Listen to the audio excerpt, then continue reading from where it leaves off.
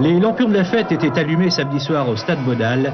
5000 spectateurs ont assisté à la victoire de leurs favoris face aux Lillois en blanc, mais un succès qui allait être tiré par les cheveux contre une formation nordiste très offensive. Ainsi, dès la 6e minute, le LOSC se crée une occasion sur ce coup franc de Périlleux. Rousset rate sa sortie devant Van Denberg. C'est un avertissement sans frais pour la défense sochalienne. Un avertissement qui est reçu 5 sur 5.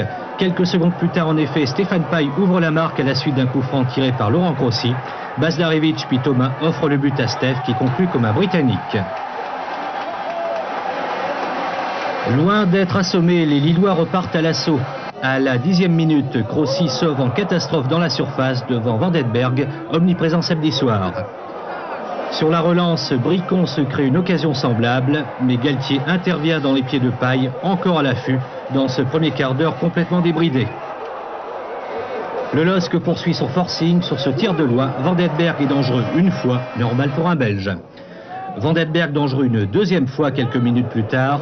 L'avant-centre lillois manque de peu de refaire le coup de Paille. Mais malgré cette pression adverse, Sochaux conserve son avantage au repos. C'est ce que l'on appelle du réalisme.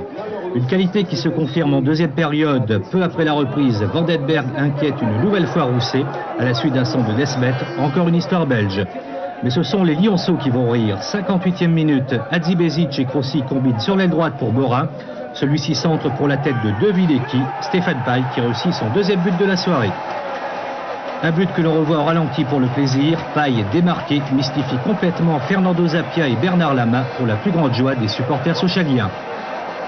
Le score en restera là, même si un dernier but est marqué par Sochaux. Mais ce troisième but de Paille est refusé car il ne s'agissait pas d'un match de handball. Jeu de main, jeu de vilain.